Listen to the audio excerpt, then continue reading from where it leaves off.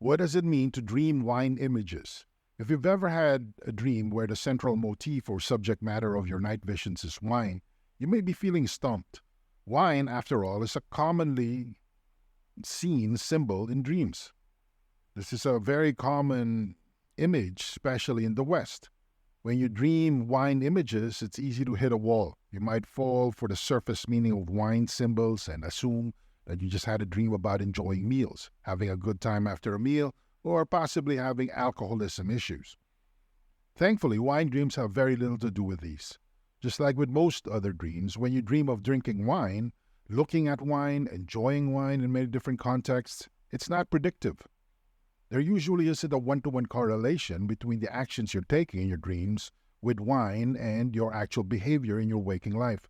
Instead, generally speaking, seeing wine in your dream focuses on the symbology of this amazing liquid, the essence of wine. To fully pick apart your dreams about wine, you need to first start at how wine is made. Making wine from fruit to drink. Wine is made, of course, from grapes. Grapes are crushed and the fluid is gathered and it's allowed to ferment. In other words, there are patterns of growth, harvesting, maturity, and change in the creation of wine. This process is where the typical wine dream gets its meaning from. But it isn't as easy as you think because it's a process. And just as creating wine from raw grapes require many different steps as well as inputs, the same goes with your dream. You have to have a clear process for understanding this larger process of gathering, maturation, and development. Seeing wine in your dreams indicate the end or the middle of a process. When you see wine in your dream, pay close attention to the context. Are you celebrating something? Did you just have a fine meal? Drinking the wine is supposed to accentuate or mark the beginning or the end of a process.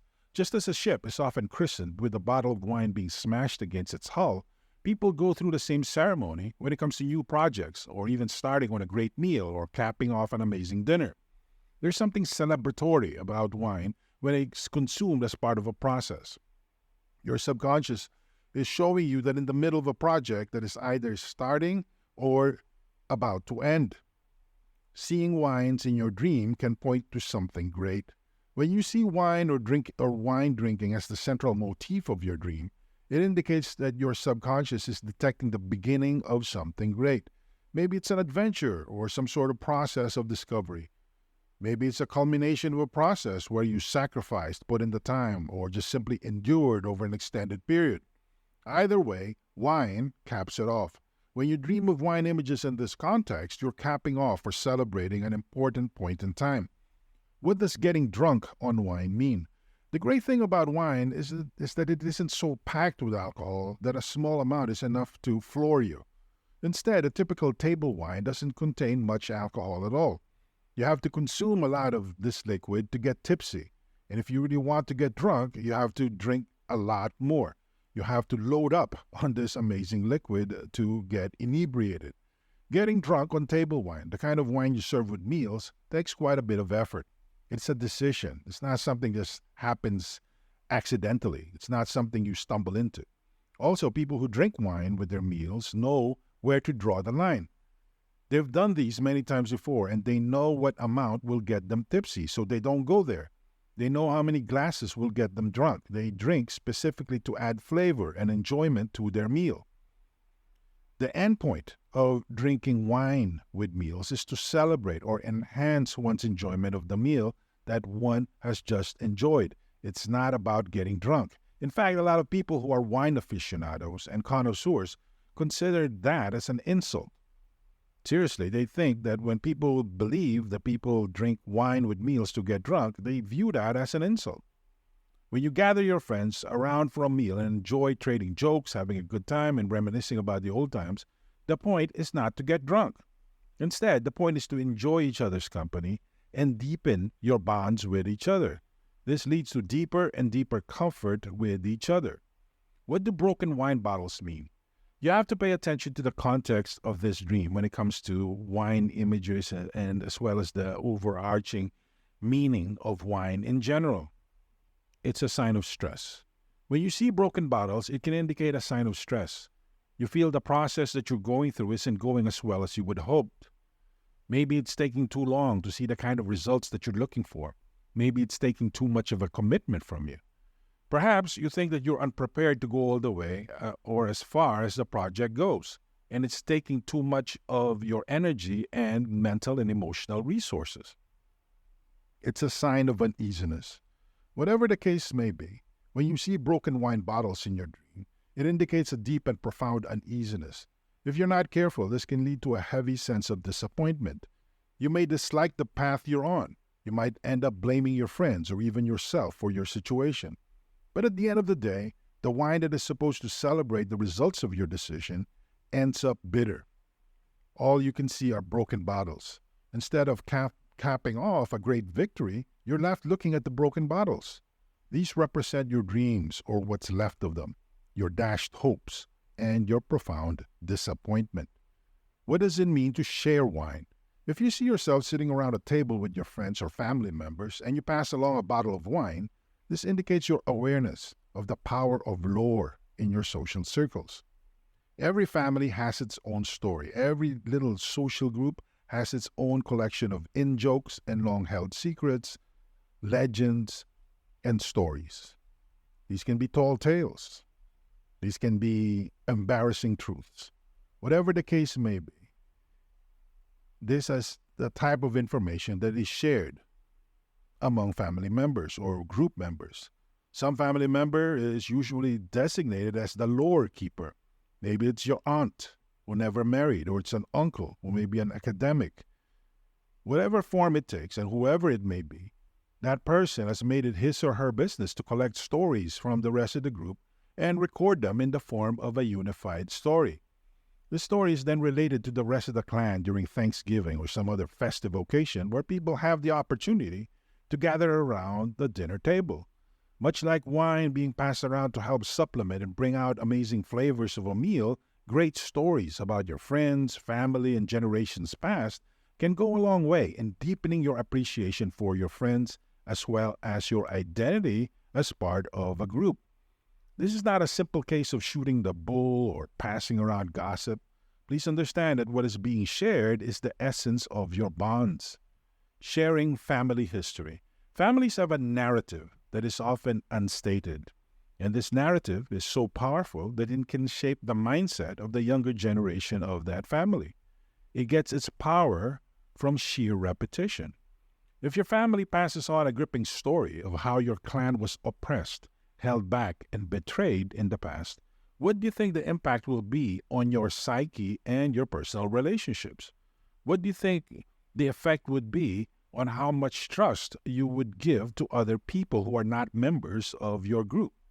Can you imagine the effect of such stories would have on relationships between a mother and a daughter or a father and a son? I could go on and on. Guard such stories. Make sure they are rooted in the truth. That is your responsibility. Make sure they are positioned in such a way that it's neutral instead of coming prepackaged to make you feel a certain way about your family and, by extension, your identity. These family legends and lore are like wine. You have a lot more control over what you choose to pass on and how much. You have to understand that the moment you repeat such a story without questioning it or without looking into its details, the more persistent it becomes in your group's collective memory. This makes it even harder to set the record straight, or if you have a dysfunctional family, it makes it even more difficult to fix the path you are on.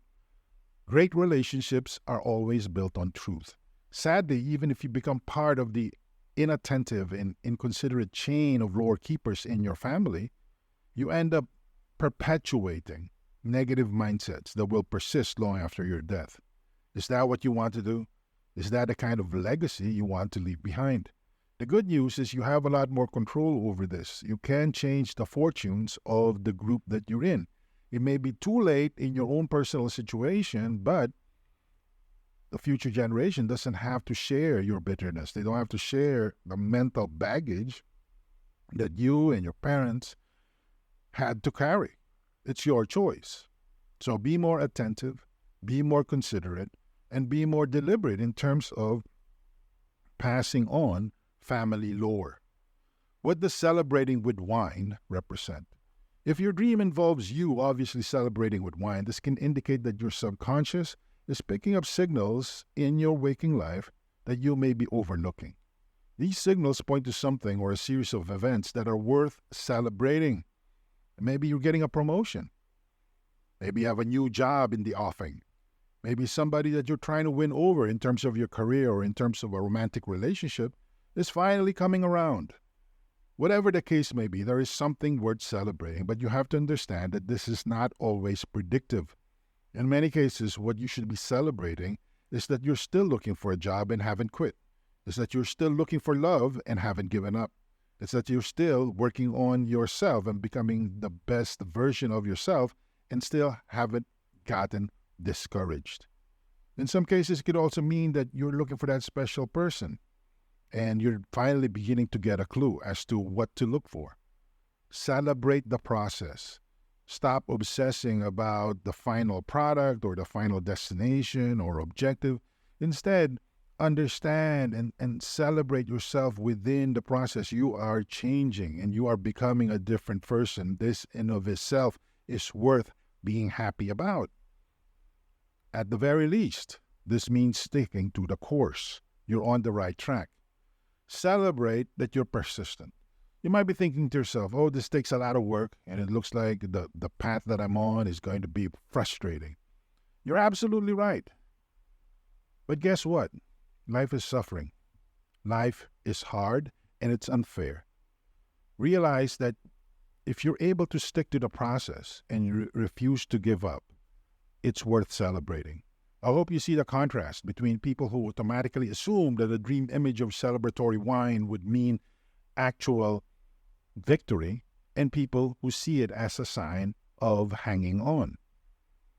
Because you have to understand that the moment you believe that life should be quick, easy, and smooth is the moment you develop a privileged attitude. And guess what the world does to privileged people?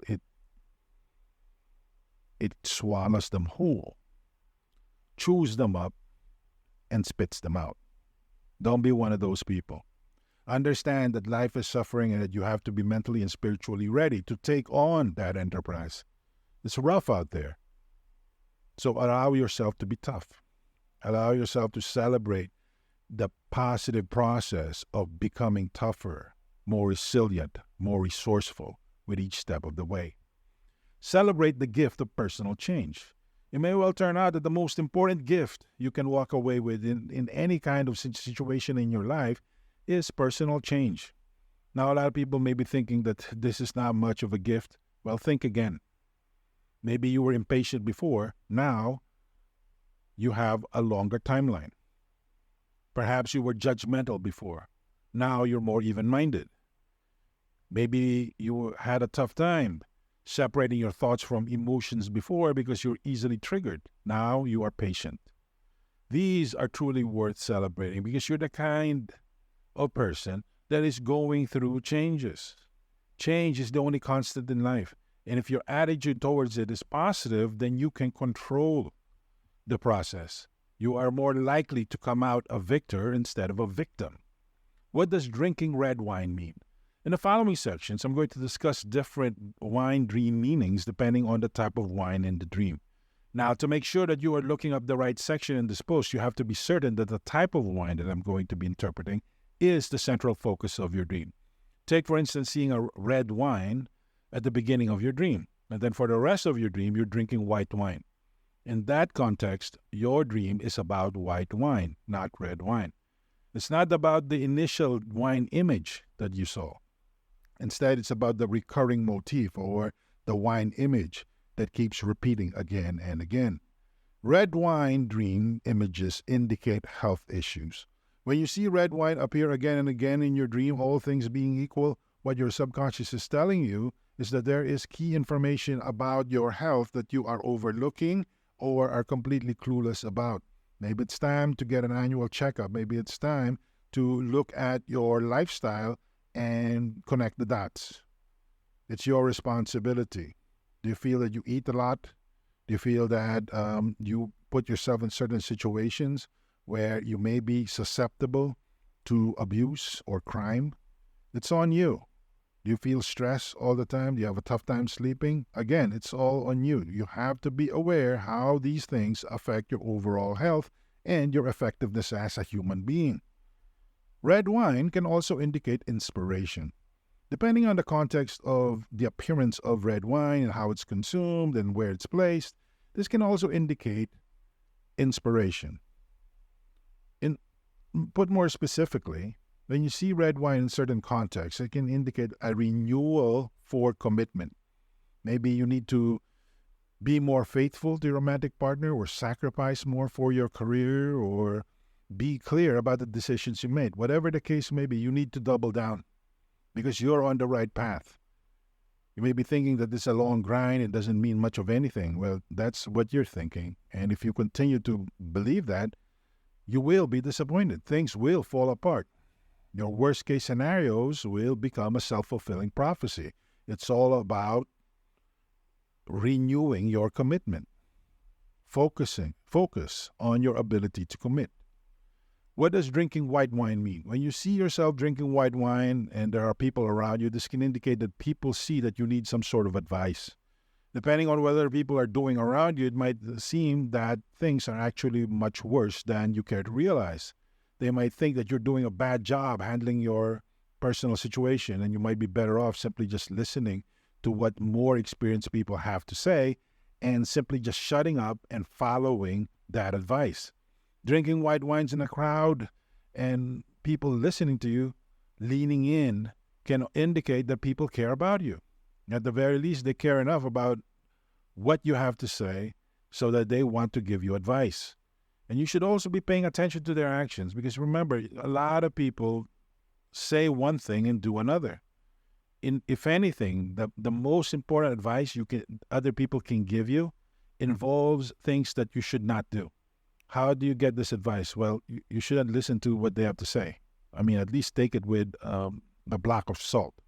Instead, pay attention to what they repeatedly do because that's who they are. That is their character. And this gives you all the cautionary tales you need so you have a clear understanding of what not to do in certain circumstances. What does it mean to drink fine wine? If you're drinking a fine wine in your dream, your subconscious is telling you that finally you are becoming aware of your personal power, confidence, and competence. You may not have reached the top of your game, but it feels like it. You've reached the point where you only need to think of an idea and articulate it clearly in written form, and pretty soon it becomes a reality. This is something worth celebrating because most people don't even reach this point. Why? Most people don't realize that they have this ability. They're clueless. As a result, most people don't have this kind of power. They play a waiting game with themselves. They say to themselves, I don't have enough money, or this is not the right time. Things have to be just right, and I just have to feel the right way for good things to happen to me. Of course, they'll say it in a different way. But at the end of the day, that's what they say to themselves, and what happens? They die with all their potential, with all their ideas. They spend their lives thinking, I could have done something, I would have been somebody, I should have been somebody. Do you see how this works? You don't want to die with regret. You have so much to offer. You have so much potential. Turn that potential into reality. There's just so many things that you could have done and you could have become. So the key here is not to get caught up in that type of life. The key here is to realize that you do have power to make things happen in your life, and this is worth celebrating. Remember, there are only two types of people in this world. People who go around all panicked, like chickens with their heads cut off, asking everyone what happened. And the other type of people are people who make things happen. Which one are you? Drinking fine wine symbolizes the attainment of a big picture view. Stop obsessing about grand successes and grandiose visions of what you can possibly do with your potential. While there's time and space for that, focus on the process, focus on mastery, focus on having the right attitude. Because if you do, You will be able to finally get a big picture view, and this is one of the most important weapons that you need to finally carve out the reality you deserve for yourself. You have to be able to see the road in front of you. And unfortunately, a lot of people live their lives looking at their rearview mirror. Let me tell you, if you're driving a car and you're driving with eyes fixed on the rearview mirror, it doesn't take a genius to figure out what will happen next. You're going to get into an accident. At the very least, you're going to proceed so much more slower than you need to. Do you see how this works? Do you see how this counts against you? Drinking wine and getting drunk and violent. When you see yourself drinking a lot of wine and getting angry, this can indicate that your subconscious is detecting bad emotional management on your part. If you get triggered easily when people seemingly step on your toes or say that they say the wrong things at the wrong time, this is a golden opportunity for you to become your own master. Because if you cannot master yourself, you best believe you will be a slave to the world. You have to let go of certain things that you feel are absolutely true in your life. Like you feel that there's just certain things you can't let go of, or certain things that you just can't move on from. Snap out of it. It's not that big of a deal. You will be able to cope. You will overcome. The question is, are you going to give yourself the opportunity to do that?